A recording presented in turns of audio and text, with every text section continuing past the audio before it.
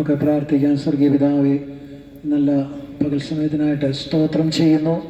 ഈ ദേശത്തെ കർത്താവിൻ്റെ വചനവുമായിട്ട് പ്രിയ കർത്തദാസന്മാരെ ദയച്ചതിനായി സ്തോത്രം ചെയ്യുന്നു. തുടർന്നുള്ള സമയങ്ങളിൽ ദേശത്തോട് വിളിച്ചറിയിക്കുന്ന ദൈവത്തിൻ്റെ വചനം 30, 60, 100 മേനിയായ ഫലം കായ്ക്കുവാൻ ദൈവം സഹായിക്കണമെന്ന് പ്രാർത്ഥിക്കുന്നു. ലുതിയായുടെ ഹൃദയത്തെ തുറന്ന കർത്താവിൻ്റെ വചന കേൾവിക്കായി തുറന്ന കർത്താവ് ഇന്ന് പകൽ ദൈവവചന കേൾവിക്കായി അവയെ ഹൃദയങ്ങളെ തുറക്കുമാറാകണമെന്ന് പ്രാർത്ഥിക്കുന്നു. കർത്താവ് ശുശ്രൂഷയും അനുഗ്രഹിക്കണം. കർത്താവന്മാരെയും ബലപ്പെടുത്തണമെന്ന് പ്രാർത്ഥിക്കുന്ന എല്ലാ മഹത്വവും കർത്താവ് യേശുവിൻ നാമത്തിൽ തന്നെ.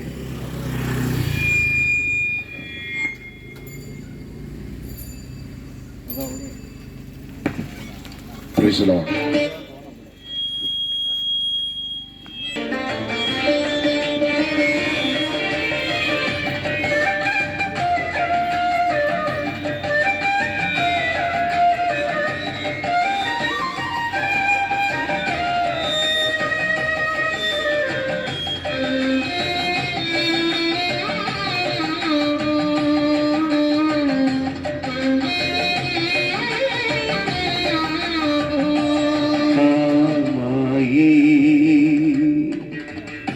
സർവവും മായയല്ലോ,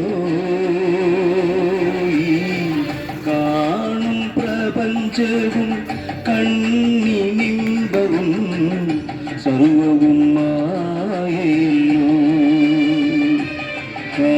മായയേ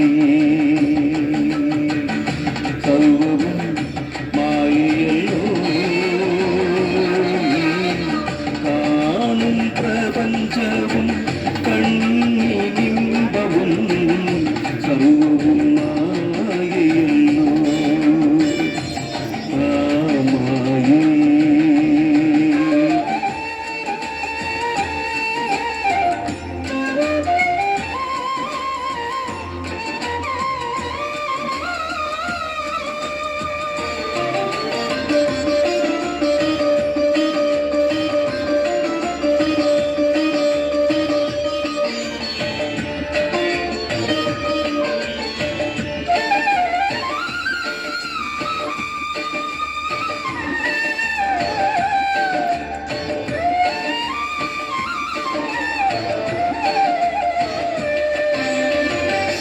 ഈ ലോക ജീവിതം ഉള്ളിനു തുല്യമല്ലോ, വാടിപ്പോകും വെറും പൂവുപോലെ.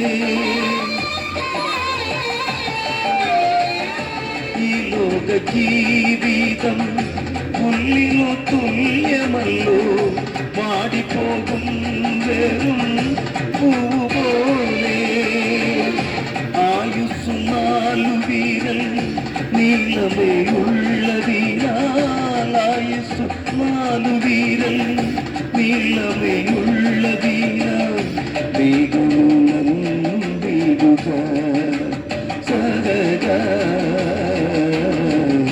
വേഗമുണർന്നിടുക.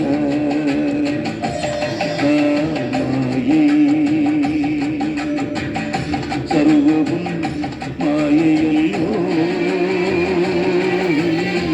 കാണും പ്രപഞ്ചവും കണ്ണിനിമ്പവും സർവവും മായയല്ലോ. മായേ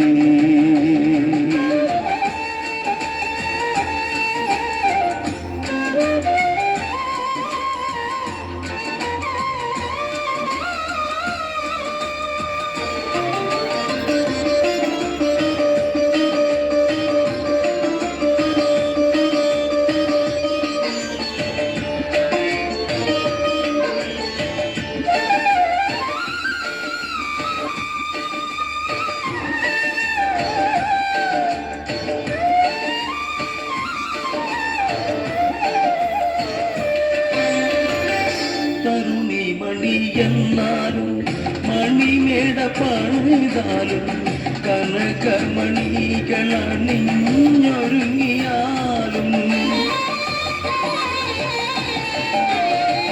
തരുണി മണി എന്നാലും മണിമേട പണിതാലും കനകമണികളണിഞ്ഞൊരുങ്ങിയാലും മരണക്കണികളിൽ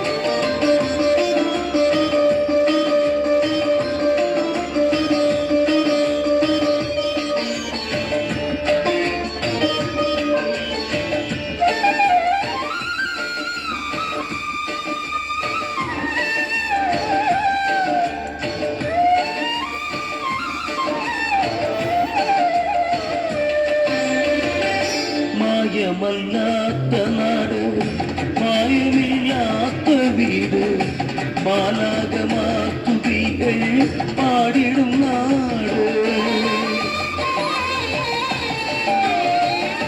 മായമല്ലാത്ത നാട് മായമില്ലാത്ത വീട് മാലാകമാത്തുതികൾ പാടിടും നാട് മഹിമയേറുന്ന നാട് സ്വർലോക ഭാഗ്യനാട് മഹിമയേറുന്ന നാട് സ്വർലോക ഭാഗ്യനാട് നമ്മുടെ ശാശ്വത നാട് വരിക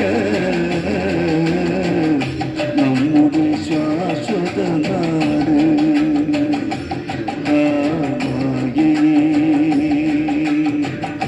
സർവവും മായയല്ലോ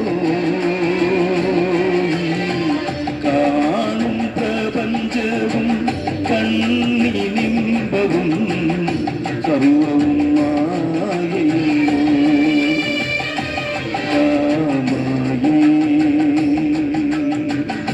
സർവവും മായയല്ലോ കാണും പ്രപഞ്ചവും കണ്ണിനിമ്പവും സർവവും മായയല്ലോ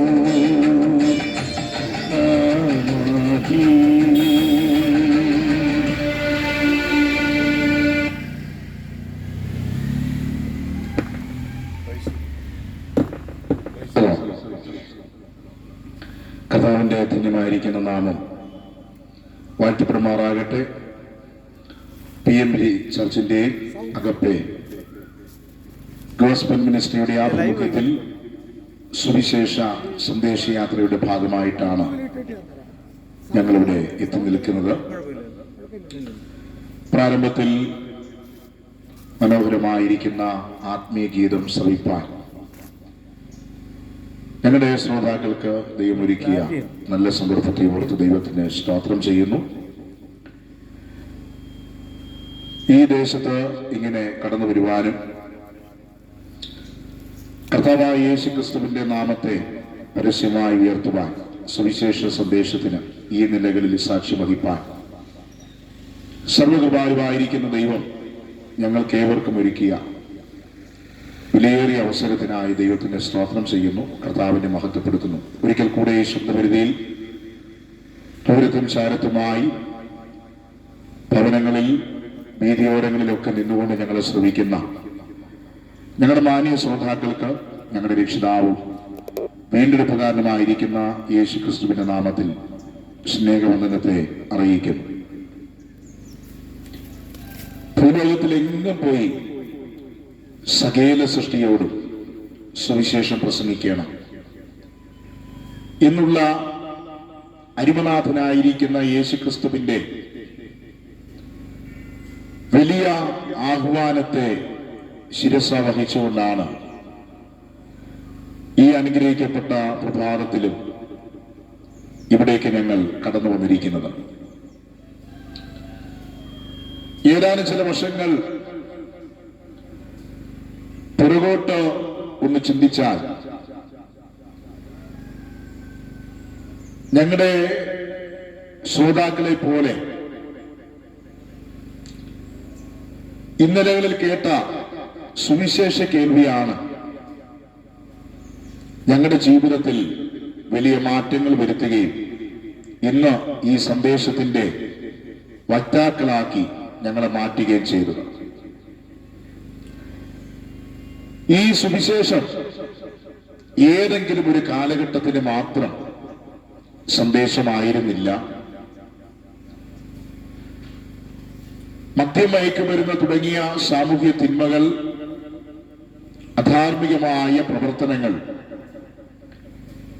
വർദ്ധിച്ചുകൊണ്ടിരിക്കുന്ന ഈ വല്ലാത്ത കാലഘട്ടത്തിന് നടുവിലും മനുഷ്യനെ പാപത്തിൽ നിന്നും പാപപ്രവൃത്തികളിൽ നിന്നും രക്ഷിക്കുന്ന, കരകയറ്റുന്ന അനുഗ്രഹിതമായിരിക്കുന്ന സന്ദേശമാണ് സുവിശേഷ സന്ദേശം. എന്താകുന്നു സുവിശേഷം എന്ന് ചോദിച്ചാൽ, വിശുദ്ധ ബൈബിൾ സുവിശേഷത്തിന് നൽകുന്ന നിർവചനം ഇങ്ങനെയാണ്: ദാവീദിന്റെ സന്തതിയായി ജനിച്ച് മരിച്ച് അടക്കപ്പെട്ട് ഉയർത്തെഴുന്നേറ്റ യേശു ക്രിസ്തുവിനെ ഓർത്തുകൊള്ളുക, ഇതാകുന്നു ഞങ്ങളുടെ സുവിശേഷം. സുവിശേഷത്തെ എല്ലാവർക്കും മനസ്സിലാകുന്ന ഭാഷയിൽ ഒറ്റ വാചകത്തിനകത്ത് നിർവചിക്കുകയാണെങ്കിൽ കർത്താവായ യേശു ക്രിസ്തു തന്നെയാകുന്നു സുവിശേഷം എന്ന് പറയുന്നത്. ഇതൊരു വ്യക്തിയെക്കുറിച്ചുള്ള സന്ദേശമാണ്. അപ്പോൾ തന്നെ മനുഷ്യനോടുള്ളതായിരിക്കുന്ന ബന്ധത്തിൽ ദൈവത്തിന്റെ സ്നേഹത്തിന്റെ സന്ദേശമാണ് സുവിശേഷം എന്ന് പറയുന്നത്. സുവിശേഷത്തെക്കുറിച്ച് വിശുദ്ധ ബൈബിൾ പറയുന്നു, യേശു ക്രിസ്തുവിനെ ഓർത്തുകൊള്ളുക, അതാകുന്നു സുവിശേഷം. എന്തുകൊണ്ട് യേശുവിനെ നാം ഓർക്കണം?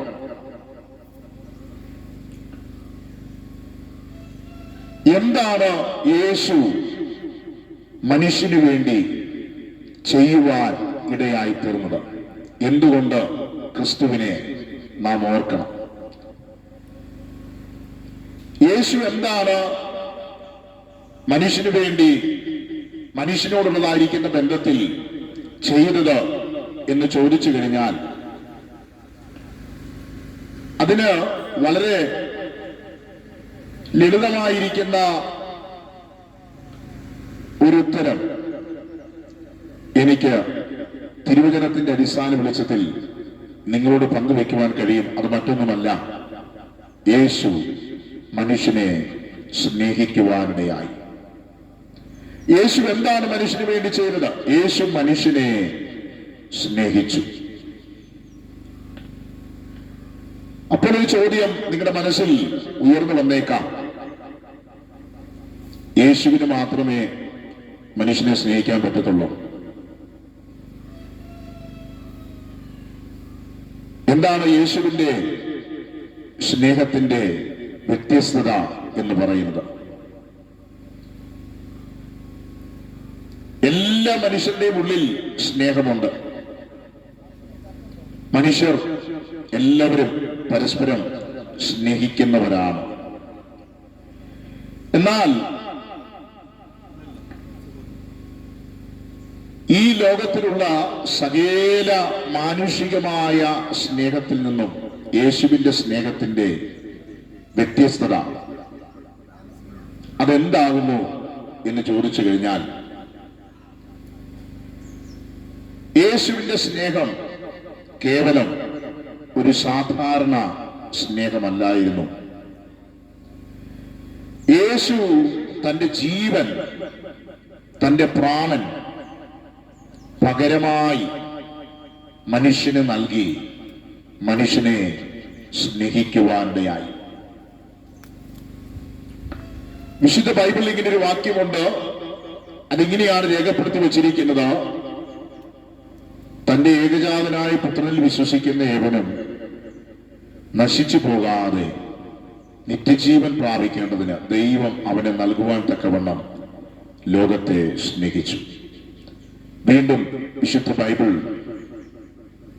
യേശുവിന്റെ സ്നേഹത്തെക്കുറിച്ച് പറയുകയാണ്: സ്നേഹിതന്മാർക്ക് വേണ്ടി തന്റെ ജീവനെ കൊടുക്കുന്നതിലും അധികം സ്നേഹം ആർക്കുമില്ല. ഇവിടെ സ്നേഹിതന്മാർക്ക് വേണ്ടി അല്ലെങ്കിൽ മനുഷ്യർക്ക് വേണ്ടി തന്റെ ജീവനെ, പ്രാണനെ പകരമായി നൽകി സ്നേഹിച്ച ഏക വ്യക്തിത്വം എന്ന് പറയുന്നത് അത് കർത്താവായിരിക്കുന്ന യേശുക്രിസ്തുവാണ്. എന്തുകൊണ്ട് യേശുക്രിസ്തുവിനെ ഓർക്കണം? യേശു എന്താകുന്നു മനുഷ്യന് വേണ്ടി ചെയ്തത്? യേശു മനുഷ്യനെ സ്നേഹിക്കുവാനിടയായി. എന്നെ കേൾക്കുന്ന സഹോദര, സഹോദരി, മാതാവേ, പിതാവേ, ഇന്ന് ഞാൻ നിങ്ങളോട് അറിയിക്കുന്ന, പങ്കുവെക്കുന്ന ഈ സുവിശേഷം ഇത് തികച്ചും സ്നേഹത്തിന്റെ സന്ദേശമാണ്. മനുഷ്യനോടുള്ളതായിരിക്കുന്ന ബന്ധത്തിൽ ദൈവത്തിന്റെ സ്നേഹത്തിന്റെ സന്ദേശമാണ് വാസ്തവത്തിൽ സുവിശേഷം എന്ന് പറയുന്നത്. ഈ ലോകത്തിലുള്ള സകല മാനുഷിക സ്നേഹങ്ങളിൽ നിന്നും വ്യത്യസ്തമാണ് യേശു ക്രിസ്തുവിന്റെ സ്നേഹം എന്ന് പറയുന്നത്. യേശുവിന്റെ സ്നേഹത്തിനകത്ത് സ്വാർത്ഥതയില്ലായിരുന്നു. അത് തികച്ചും നിസ്വാർത്ഥമായ സ്നേഹമായിരുന്നു. യേശുവിന്റെ സ്നേഹം വ്യവസ്ഥാപിതമല്ലായിരുന്നു. യാതൊരു വ്യവസ്ഥകളും കൂടാതെയാണ് യേശു മനുഷ്യനെ സ്നേഹിക്കുവാനിടയായത്. യേശുവിന്റെ സ്നേഹം കേവലം വൈകാരിക തലങ്ങളിൽ നിന്നുകൊണ്ടുള്ള ഒരു സ്നേഹമല്ലായിരുന്നു.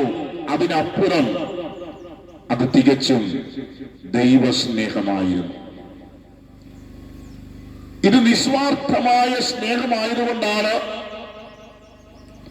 യാതൊരു വ്യവസ്ഥകളും കൂടാതെ മനുഷ്യനെ സ്നേഹിക്കുവാൻ കഴിയുന്നതുകൊണ്ടാണ്, അത് തികച്ചും ദൈവസ്നേഹമായതുകൊണ്ടാണ് തന്റെ പ്രാണനെ, തന്റെ ജീവനെ മുഴുമാനവ കുലത്തിനും പകരമായി നൽകി തന്നുകൊണ്ട് തന്റെ സ്നേഹത്തെ കാൽവരി ക്രൂശിലൂടെ യേശു പ്രദർശിപ്പിക്കുവാൻ ഇടയായിത്തീർന്നു. എന്നെ കേൾക്കുന്ന മാന്യമിത്രമേ, ഈ ലോകത്തിന്റെ സ്നേഹം അത് ക്ഷണികമായിരിക്കുന്ന സ്നേഹമാണ്. മാനുഷികമായ സ്നേഹം, ആ സ്നേഹം നിലനിൽക്കുന്ന സ്നേഹമല്ല. അത് ക്ഷണികമായിരിക്കുന്ന സ്നേഹമാണ്, നശ്വരമായിരിക്കുന്ന സ്നേഹമാണ്, പെട്ടെന്ന് തീർന്നു പോകുന്ന സ്നേഹമാണ്. ജീവിതത്തിലെ സമൃദ്ധിയുടെ നടുവിൽ അടുത്തു വന്ന് കെട്ടിപ്പിടിച്ച് ചുംബിക്കുകയും ഇല്ലായ്മകളുടെയും ബുദ്ധിമുട്ടുകളുടെയും നടുവിൽ മാറ്റി നിർത്തുന്ന, ഒറ്റപ്പെടുത്തുന്ന, ഉപേക്ഷിച്ച് കളയുന്ന സ്നേഹമാണ് ഈ ലോകത്തിന്റെ സ്നേഹം, മാനുഷികമായിരിക്കുന്ന സ്നേഹം. എന്നാൽ യേശുവിന്റെ സ്നേഹം അങ്ങനെയല്ല. ഞാനിത് ഇവിടെ പറയുമ്പോൾ എന്നെ ശ്രദ്ധിക്കുന്ന ആരെങ്കിലും ഈ അനുഭവത്തിലൂടെ കടന്നു പോകുന്ന വ്യക്തിയായിരിക്കാം. നിങ്ങൾ മറ്റുള്ളവരുടെ ഇടയിൽ മാറ്റി നിർത്തപ്പെടുന്ന ഒരു വ്യക്തിയായിരിക്കാം, ഉപേക്ഷിക്കപ്പെട്ട ഒരു വ്യക്തിയായിരിക്കാം. മറ്റുള്ളവർ നിങ്ങളെ ഒറ്റപ്പെടുത്തുന്നുണ്ടായിരിക്കാം ഏതൊക്കെയോ സാഹചര്യങ്ങളുടെ നടുവിൽ. ഇന്നലകളിൽ നിങ്ങളെ സ്നേഹിച്ചവർ, നിങ്ങളെ സ്നേഹിച്ച പലരും നിങ്ങളെ മാറ്റി നിർത്തുമ്പോൾ, നിങ്ങളെ ഉപേക്ഷിക്കുമ്പോൾ, നിങ്ങളെ ഒറ്റപ്പെടുത്തുമ്പോൾ, നിങ്ങൾ അഭിമുഖീകരിക്കുന്ന സാഹചര്യങ്ങൾക്ക് അതീതമായി നിങ്ങളെ സ്നേഹിക്കുവാനും നിങ്ങളെ ചേർത്ത് പിടിക്കുവാനും കഴിയുന്ന ഒരു സ്നേഹം ഈ ഉലകത്തിലുണ്ടെങ്കിൽ അത് കർത്താവായിരിക്കുന്ന യേശു ക്രിസ്തുവിന്റെ സ്നേഹം മാത്രമാണ്. എന്നെ കേൾക്കുന്ന സഹോദര, സഹോദരി, മാതാവേ, പിതാവേ, ഈ സ്നേഹം ജീവിതത്തിൽ അനുഭവിക്കുവാൻ ആഗ്രഹമുണ്ടോ? അതിനൊറ്റ വഴിയേ ഉള്ളൂ. നിങ്ങൾ കേൾക്കുന്ന ഈ സന്ദേശത്തിൽ വിശ്വസിക്കുവാൻ തയ്യാറാകുക. യേശുവുമായിട്ടുള്ള ഒരു വലിയ ബന്ധത്തിലേക്ക് കടന്നു വരുവാൻ നിങ്ങൾ തയ്യാറാകുക, ഒരു തീരുമാനമെടുക്കുക. അങ്ങനെ ഒരു തീരുമാനത്തിലേക്ക് നിങ്ങൾക്ക് വരുവാൻ കഴിഞ്ഞാൽ നിശ്ചയമായിട്ടും ഞാനിവിടെ പറയുന്ന ഈ ദൈവസ്നേഹം, യേശു ക്രിസ്തുവിന്റെ സ്നേഹം നിങ്ങളുടെ ജീവിതത്തിൽ നിങ്ങൾക്ക് അനുഭവിച്ചറിയുവാൻ കഴിയും, നിങ്ങൾക്ക് രുചിച്ചറിയുവാൻ കഴിയും. കർത്താവായിരിക്കുന്ന യേശു ക്രിസ്തു മനുഷ്യനോടുള്ളതായിരിക്കുന്ന തന്റെ സ്നേഹം കാൽവരി ക്രൂശിലൂടെ പ്രദർശിപ്പിക്കുവാനിടയായി. മറ്റുള്ള സന്ദേശങ്ങളിൽ നിന്ന് സുവിശേഷത്തിനുള്ളതായിരിക്കുന്ന വ്യത്യസ്തത എന്തെന്ന് ചോദിച്ചു കഴിഞ്ഞാൽ, ഈ സുവിശേഷം മനുഷ്യനെ രക്ഷിക്കുന്ന സന്ദേശമാണ്. ഈ സുവിശേഷം മനുഷ്യന് സമാധാനം നൽകുന്ന സന്ദേശമാണ്. ഈ സുവിശേഷം മനുഷ്യനെ ദൈവിക ബന്ധത്തിലേക്ക് നടത്തുന്ന സന്ദേശമാണ്. ഈ സുവിശേഷം മനുഷ്യന് നിത്യമായിരിക്കുന്ന പ്രത്യാശ നൽകിത്തരുന്ന സന്ദേശമാണ്.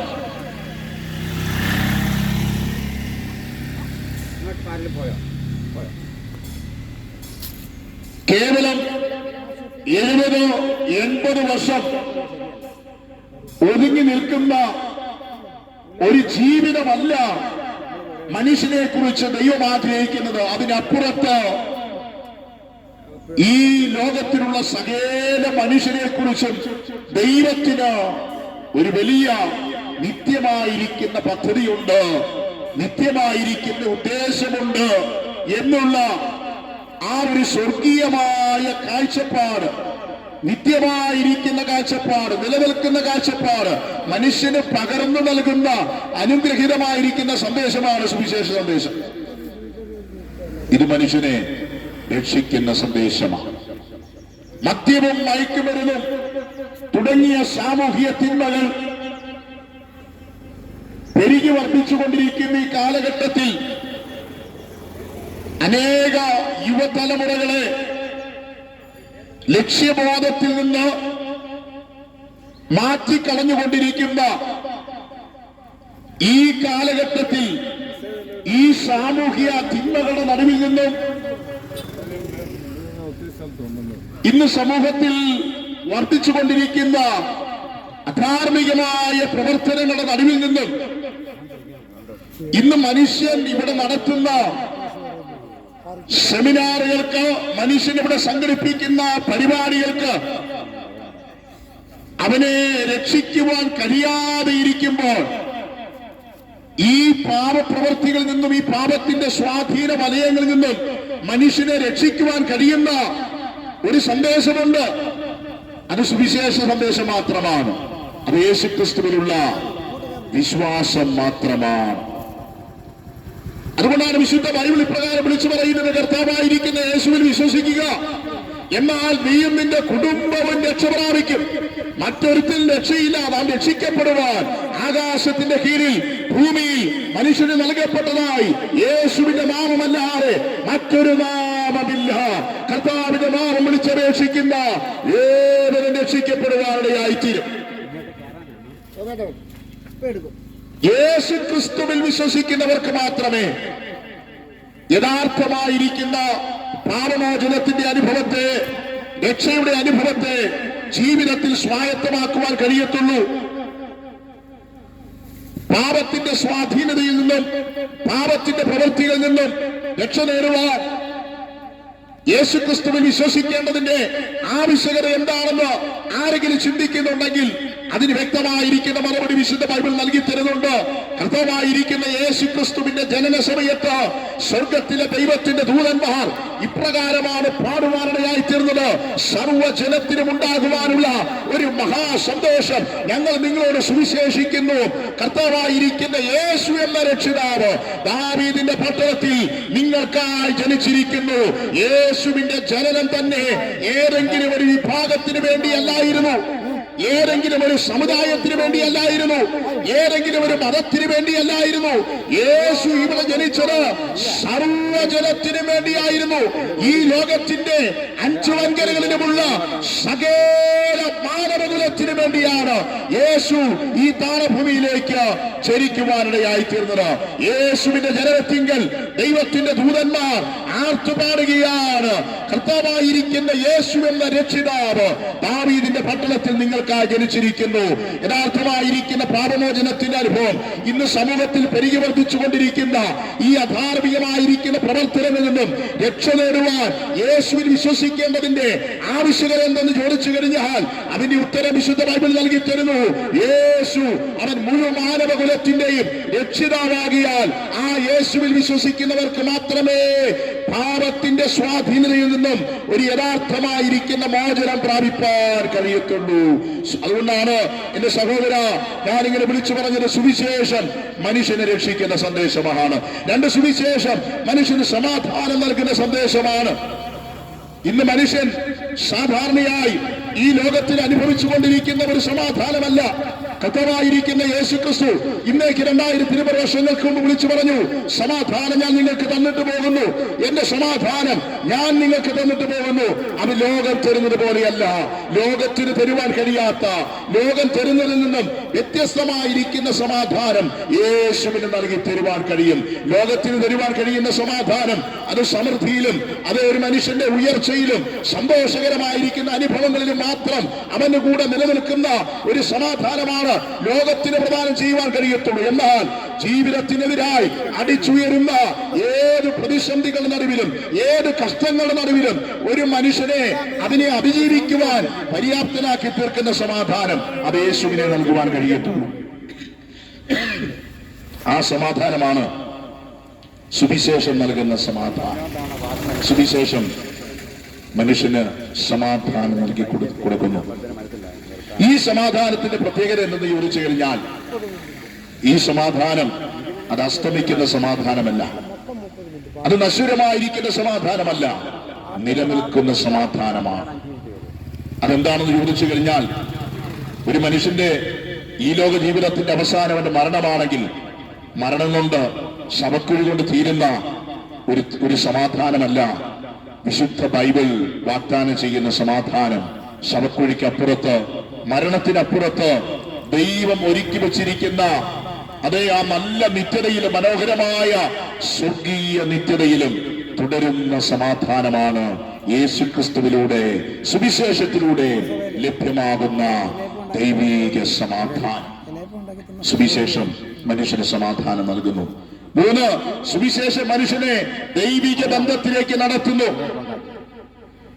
ഈ നിമിഷം വരെ ജീവിതത്തിൽ വന്നതായിരിക്കുന്ന കുറവുകൾ, ജീവിതത്തിൽ വന്നതായിരിക്കുന്ന തെറ്റുകുറ്റങ്ങൾ, ജീവിതത്തിൽ വന്നതായിരിക്കുന്ന പാപങ്ങൾ ദൈവത്തിന്റെ സന്നിധിയിൽ ഏറ്റുപറഞ്ഞ് ഉപേക്ഷിച്ച് കർത്താവായിരിക്കുന്ന യേശുക്രിസ്തുവിനുള്ള വിശ്വാസത്തിലൂടെ യഥാർത്ഥമായിരിക്കുന്ന പാപമോചനത്തിന്റെ അനുഭവത്തെ ജീവിതത്തിൽ സ്വായത്തമാക്കുവാൻ കഴിഞ്ഞാൽ ശേഷിക്കുന്ന കാലഘട്ടം, ദൈവം മുന്നോട്ട് തരുന്ന ആയുസ് മുഴുവനും യഥാർത്ഥമായിരിക്കുന്ന ദൈവിക ബന്ധത്തിൽ നിങ്ങൾക്ക് ഇവിടെ ജീവിക്കുവാൻ കഴിയും.